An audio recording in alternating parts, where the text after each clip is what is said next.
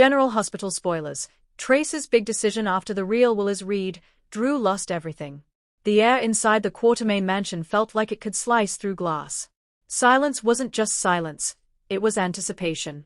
The chandeliers glittered as though they knew secrets, and the storm outside matched the tension within. The family had gathered: Tracy, Drew, Brooklyn, Ned, Olivia, Michael, and Monica's attorney, Mr. Gray. The table was long enough to fit every ghost of the Quartermain family, and in a sense, they were all there. Alan, Edward, Lila. Their memories seemed to haunt the room, waiting to see what Monica had left behind. Tracy stood by the fireplace, arms crossed, her expression unreadable.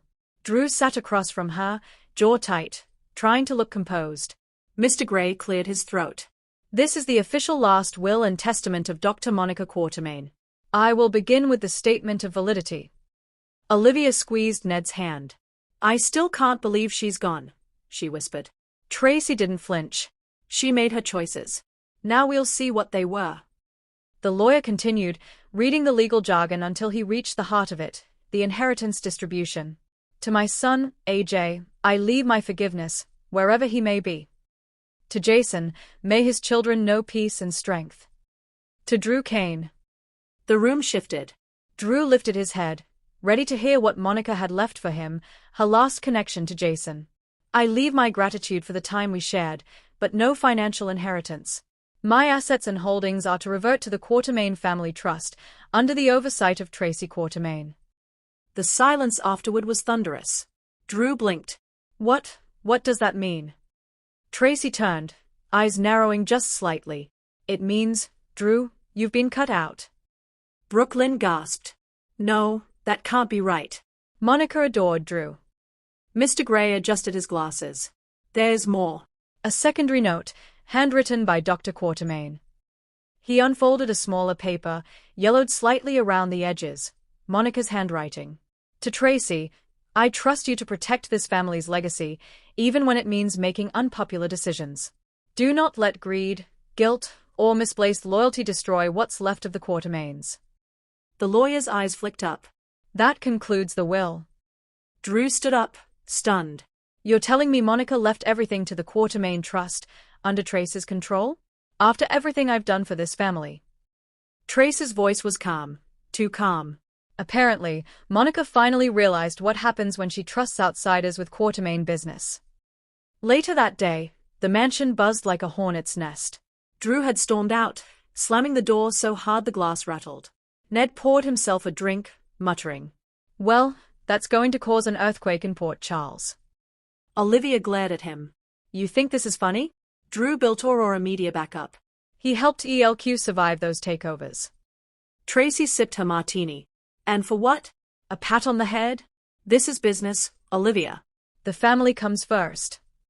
Brooklyn couldn't hold back. You're unbelievable, Granny. Monica trusted you, and you're twisting her words to take control again. Tracy turned slowly, like a queen addressing a foolish subject. I don't need to twist anything. The will speaks for itself. But even as she spoke, a flicker of doubt crossed her face, one no one else noticed. Papers were flying. Drew's temper, usually calm and military-controlled, was unleashed. She trusted me. Monica trusted me.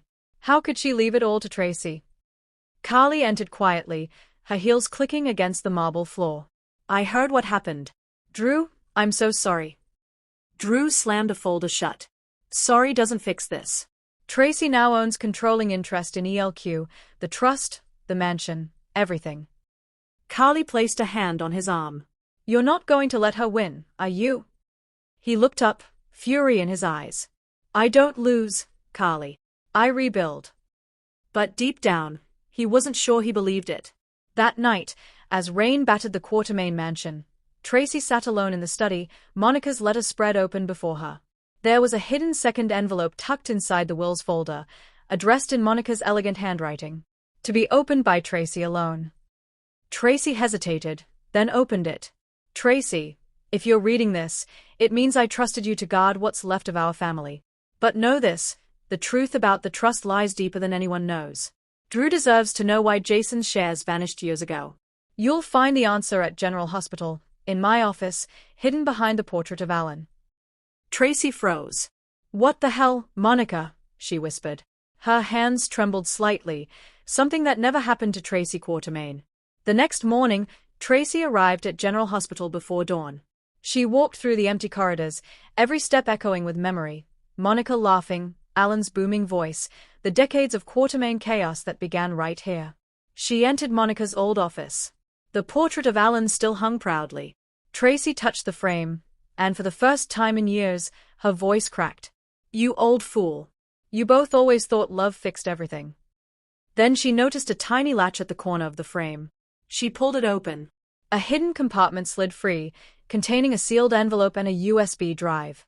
The letter read, "Financial records, ELQ shares transferred under false pretenses." Drew Kane was never compensated. The real owner of Jason's shares was hidden by Edward's amendment, forged by Martin Gray years ago. Tracy's eyes widened. Martin Gray. Her hands clenched around the paper. That name again. That slimy lawyer who always found ways to meddle. Tracy realized something that made her blood run cold. If this got out, the Quartermain empire could crumble. Hours later, Drew stormed into the mansion again. "Tracy, we're not done." Brooklyn tried to stop him. "Drew, don't." He brushed past her, standing face to face with Tracy. "You think you can erase everything I've worked for? You think Monica would want this?" Tracy stood tall. Monica wanted the family protected. "You're not Quartermain by blood, Drew." "Neither was Jason," Drew shot back. "But Monica loved him, like a son." Her expression faltered. He was right. "I don't care what you do," Drew continued. "But if there's one thing I know, it's that Monica never made a decision without reason. You can play queen all you want, but I'll find the truth." He stormed out. And that's when Tracy whispered to herself, "You already have no idea how close you are." Tracy sat by her vanity, the USB drive plugged into her laptop. Files opened, documents, ledgers, video messages. A video played, Monica, recording herself. "If you're seeing this, Tracy, then you finally opened your eyes. Martin Gray stole Drew's shares years ago. He forged Jason's transfer papers. I couldn't fix it without exposing family scandals, Edward's secret amendment, AJ's hidden accounts, everything. But you can. You always knew how to protect what matters most, even when people hate you for it." Tracy stared at the screen, speechless. Her reflection showed not a ruthless woman, but one who suddenly looked haunted. Tracy gathered everyone in the living room. Drew, Ned, Olivia, Brooklyn, Michael, and even Carly, who had insisted on coming. The tension was unbearable. "I've made a decision," Tracy said finally. Drew crossed his arms. "What now? Going to evict me too?" Tracy glared. "If you'd let me finish, you'd hear something worth listening to." She turned toward the fireplace, the same one where the will had been read. "Monica left me control of the trust for a reason. She knew there was a lie buried in the company. A big one." Brooklyn frowned. "What kind of lie?" Tracy took a breath. "Martin Gray forged documents years ago, the ones transferring Jason's ELQ shares. They were meant to go to Drew. Instead, he redirected them into shell corporations that eventually benefited himself." A stunned silence fell. Drew blinked. "Wait, what?" Tracy continued, voice steady. "Monica found out, but she couldn't expose it without tearing the family apart. She trusted me to make it right. And I will." Ned exhaled. "You mean, you're giving Drew back what's his?" Tracy's lips tightened. "I'm restoring the shares. But I'm also freezing Martin's assets and auditing every transaction he's ever touched. He's finished."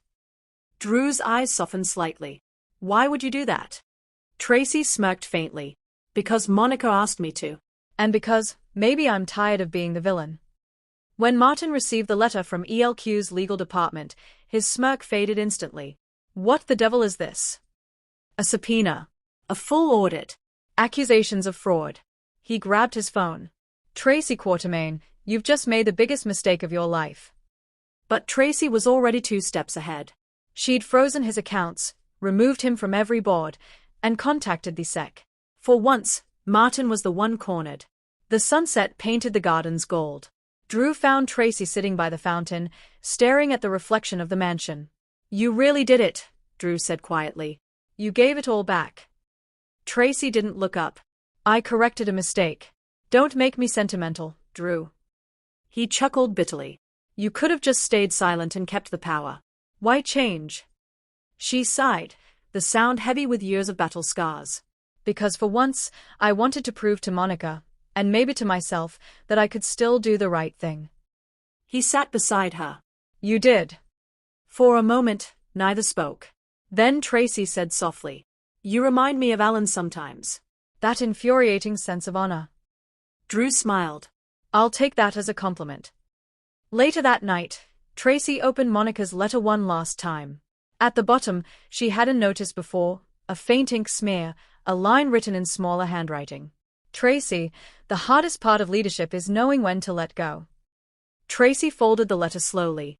For the first time in years, she allowed herself a small tear. Goodbye, Monica, she whispered. You win. A week later, Port Charles was buzzing again. Martin Gray had been arrested for corporate fraud. Drew was reinstated at ELQ with his rightful shares. Carly stood beside him at the Aurora offices as they toasted to a fresh start. Monica would be proud, she said. Drew nodded. And maybe Tracy too, in her own terrifying way. Across town, Tracy packed her suitcase. Brooke Lynn entered. Where are you going? Europe, Tracy said briskly. It's time someone else fights the wars here. Brooke Lynn smiled. You're really leaving? For now, Tracy replied, smirking. But don't get too comfortable. I always come back. She paused at the door, glancing one last time at the mansion. Monica trusted me to protect this family. I just didn't realize she also meant protect them from myself.